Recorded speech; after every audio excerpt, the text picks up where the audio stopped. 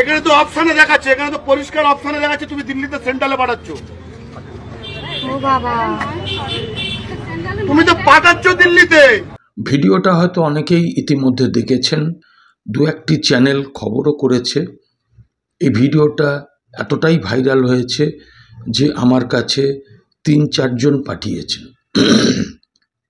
এই ভিডিওটাতে আমি যা পেলাম সেটা আপনাদের কাছে ব্যক্ত করব এবং ভিডিওটা আমি আপনাদের সামনে দেখাবো। এখন আমি এই ভিডিওটা দেখে যা মনে করেছি, আপনারা কি মনে করছেন সেটা অনুগ্রহ করে এই কমেন্ট সেকশানে জানাবেন। আমি আপনাদের কাছে অনুরোধ করব যে চ্যানেলটা যদি ভালো লাগে তাহলে একটু অনুগ্রহ করে সাবস্ক্রাইব করে পাশে থাকবেন। কথা না বাড়িয়ে আসি মূল কথায়। দেখুন, এই যে ভিডিওটা, এর মর্মবস্তুটা আপনাদের একটু বলে নিই। আমি ভিডিওটা দেখাবো আপনাদের, যার ভিত্তিতে আপনারাও আপনাদের মন্তব্য কমেন্ট সেকশানে লিখবেন আশা করি।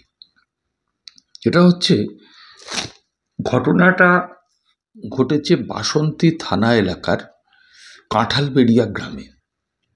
এখানে সুজাতা সানা যে মেয়েটি সার্ভে করছিল, সে মেয়েটির নাম হচ্ছে সুজাতা সানা। সে হচ্ছে সন্দেশখালীর বাসিন্দা। অ্যাকচুয়ালি সন্দেশখালী, বাসন্তী এগুলো দূরত্ব খুব যে বেশি তা নয়, বলতে পারেন পাশাপাশি। ভর সন্ধ্যের পরে সেখানে এই মেয়েটি এবং তার সঙ্গে আরও কয়েকজন, মানে সব মিলিয়ে দলটা 4-5 জন, তারা ছড়িয়ে যায় ওই বাসন্তীর কাঁঠালবেড়িয়া অঞ্চলে। সেখানে ঘরে ঘরে গিয়ে তারা সার্ভে করে এবং সেই সার্ভেতে ওই গ্রামের মহিলারাই যেটা বলেছেন যে তারা প্রশ্ন করেছে রাস্তাঘাট কি অবস্থা, কেমনভাবে জীবনযাপন করছেন, জল সাফিসিয়েন্ট পান কিনা, আলোর ব্যবস্থা আছে কিনা, এইগুলোর পাশাপাশি সবটাই ভিডিও রেকর্ডিং হয় এবং সেগুলোর পাশাপাশি ওই মহিলাদের বক্তব্য অনুযায়ী, গ্রামের মহিলাদের বক্তব্য অনুযায়ী তারা প্রশ্ন করেন যে মোদি ভালো না ভালো না, ইঙ্গিত দেন, বলুন ভালো না। মহিলা সে কথাই বলেন, আপনি শুনবেন। বলেন অমিত শাহ ভালো না ভালো নয়, ওরাও ইঙ্গিত দেয় ওই মহিলাদের, বলুন না। মহিলারাও তাই বলেন না। আচ্ছা, পাকিস্তান ভালো না খারাপ, এই ধরনের নানান প্রশ্ন করা হয় এলাকার বিশেষত মহিলাদের কাছে গিয়ে। পরবর্তীকালে গ্রামের ব্যাপার জানাজানি হয় এবং ওই মহিলা তিনি গ্রামের মানুষের দ্বারা একবার অবরুদ্ধ হয়ে যান। মানুষ তার সঙ্গে তর্কাতর্কি করে, প্রশ্ন করে। মেয়েটি শান্তভাবেই উত্তর দিয়েছে। তার কাছে একটা ল্যাপটপ ছিল, মানে ট্যাব বললেই ভালো হয়, আর একটা ফোন ছিল। তো মানুষ, গ্রামের মানুষ তাদের সঙ্গে কথাবার্তা বলে পুলিশ ডাকে, পুলিশের কাছে তাকে তুলে দেওয়া হয় এবং পুলিশ তাকে জিজ্ঞাসাবাদ করার পরে সেরকম কোনো কিছু পাওয়া যায়নি বলে তাকে ছেড়ে দেয়। মানে একেবারে তার কাছাকাছি সোনারপুরে তার আত্মীয়র বাড়ি, সেই সোনারপুরে তার আত্মীয়র বাড়িতে ওই রাতে পৌঁছে দেয়। এখন বন্ধু, আমি যে কথাটা আপনাদের সামনে বলবো, যে আমার মনে হচ্ছে, অনেক মতামত দিয়েছেন, আমার মনে হচ্ছে এই যে এসআইআর যেটা হচ্ছে, আমি এসআইআরের শুধু এই দিকটাকে সমর্থন করে বলছি যে মৃত ভোটার, চলে যাওয়া ভোটার, দু জায়গায় নাম তোলা ভোটার আর অস্তিত্বহীন ভোটার, এদেরকে আমি বারবার আমার আগের এপিসোডগুলোতে বলেছি যে এদেরকে বাদ দেওয়া দরকার। এবং আবারও বলছি, পশ্চিমবঙ্গে এসআইআরটা যদি ঠিক মতন হয় তাহলে দেখা যাবে 1 থেকে 1.5 কোটি মানুষের নাম বাদ যাবে। 1 থেকে 1.5 কোটি মানুষের নাম বাদ যাবে। এবং এই এসআইআরটা হলে সব থেকে যে দলটির ক্ষতি হবে তার নাম হচ্ছে তৃণমূল কংগ্রেস, যেটা আমরা পশ্চিমবঙ্গের অধিকাংশ মানুষ চাই যে তৃণমূল সরকার তারা গণতান্ত্রিকভাবে ভোটে পরাজিত হয়ে ক্ষমতা থেকে সরে যাক।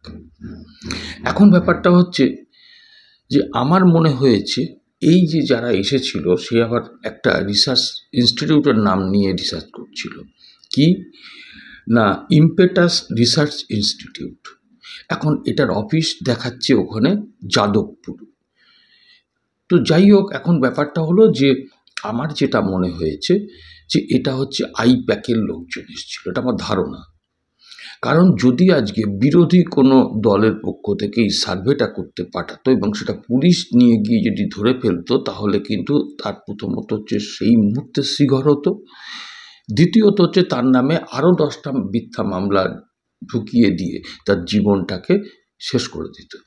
কিন্তু এখানে যেহেতু আইপ্যাক এটা করেছে, তার জন্য পুলিশ নিরাপত্তা দিয়ে তাকে আত্মীয়র বাড়িতে পাঠিয়ে দিয়েছে। এইবারে যদি বলেন কেন আইপ্যাকের কী দায় পড়েছে, আইপ্যাকের দায় পড়েছে এটাই যে আইপ্যাক পুরোটাই আইপ্যাকের আমার মনে হয় মস্তিষ্ক প্রসূত বিষয়। আইপ্যাক মনে করেছে যে এই এসআইআরটা যদি পশ্চিমবঙ্গে হয় তাহলে তৃণমূলের মানে মাফ করবেন তোলামূলের এই দেশ থেকে এই রাজ্য থেকে চলে যাওয়াটা সময়ের অপেক্ষা।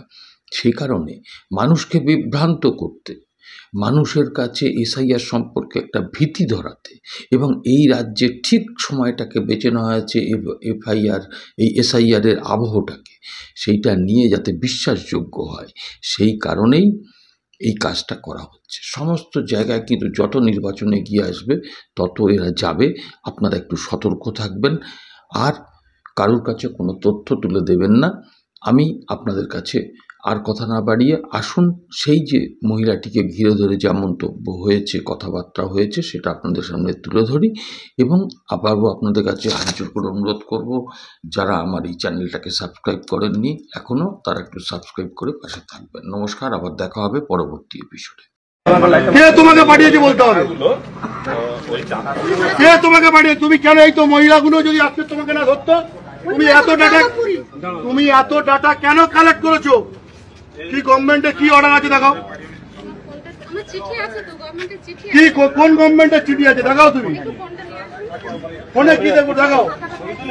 তুমি এই ডাটাগুলো কেন দিল্লিতে পাঠাচ্ছ? তুমি তোমাকে কে পাঠাতে বলেছে, কে পাঠিয়েছে বলো, নাম বলো। অফিস কোথায়, তোমাদের অফিস কোথায়? যাদবপুরে। তাহলে দিল্লিতে ডাইরেক্ট পাঠাচ্ছেন কেন? এখানে তো অপশনে দেখাচ্ছে, এখানে তো পরিষ্কার অপশনে দেখাচ্ছে তুমি দিল্লিতে সেন্ট্রালে পাঠাচ্ছ। ও বাবা, তুমি তো পাঠাচ্ছ দিল্লিতে, সেই তুমি তো এখান থেকে তোমার ল্যাপটপ থেকে তোমার এই যে এটা থেকে তুমি পাঠাচ্ছ, তুমি তো পাঠাচ্ছ, তুমি ডাটাটা তো দিল্লি পাঠাচ্ছ। তুমি কে কে ভারতবর্ষের নাগরিক কে না?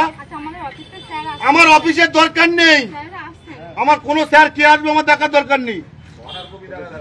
তুমি কে কে স্যার? তুমি এখানে ফিল্ডে কাজ করছো, কে স্যার কে?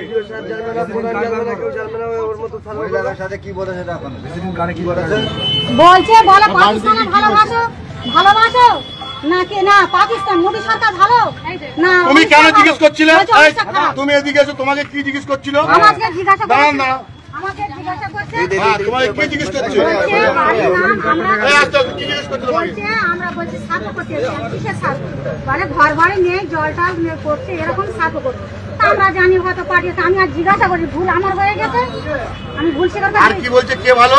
না তোমার অমিত শাহ বলছে, অমিত শাহ খারাপ না ভালো, এরকম বলছে। অমিত শাহ খারাপ না ভালো, অমিত শাহ খারাপ না ভালো, উনি বলে দিচ্ছে খারাপ, আমি বলছি খারাপ। মোদী সরকার খারাপ না ভালো, উনি বলছে খারাপ, আমি বলছি খারাপ। বলে জোরে বলো, আমি আসতে বলছি, বল তুমি ঝিমিয়ে গেছে কেন, জোরে বলো। পাকিস্তান খারাপ না ভালো, তুমি কে? মোদি ভালো কি খারাপ তুমি কে জিজ্ঞেস করা? আবার হচ্ছে পাকিস্তান খারাপ না ভালো, আমি আসতে আমি চুপ করে জেনে গেলাম, ঘুমে গেল। তোমার এইগুলো কে জানার অধিকার দিয়েছে? কে? খারাপ খারাপ। তোমার অফিস থেকে বলে দিল তুমি লোকের বাড়িতে যাবে? উনি জিজ্ঞাসা করছে খারাপ। সরকারি অর্ডার কোথায়? তুমি কেন এগুলো দিল্লিতে পাঠালে?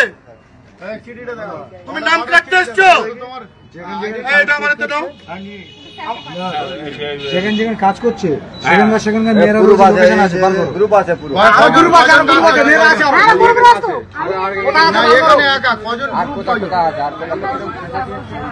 আর একটা মহিলা কোথায়?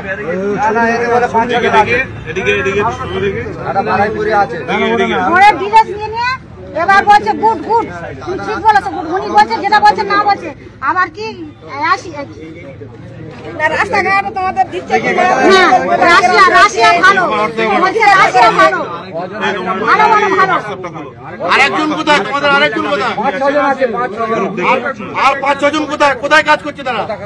আমি জিজ্ঞাসা করছি আজ কোথা থেকে এসছে, রাজ্য সরকার না কেন্দ্র সরকার না কোথা থেকে এসছে? বলছে রাজ্য সরকার। আর ফোন নাম্বার নিয়ে এসে বলছে বলে ফোন করবে, তুমি আমাকে বলো মমতা ফোন করবে। কে কোন পার্টি করবে না করবে তোমার জানার অধিকার কে দিয়েছে?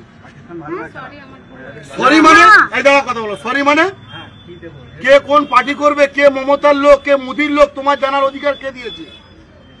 তোমার কাছে কি কেউ গিয়েছিল? তাছাড়া তুমি এই ডাটা কালেক্ট করে তুমি কেন এই দিল্লিতে পাঠাচ্ছ? তোমার এটা তো পরিষ্কার দেখাচ্ছে টোটাল ডাটা এন্ট্রি করছে করে দিল্লিতে পাঠাচ্ছে।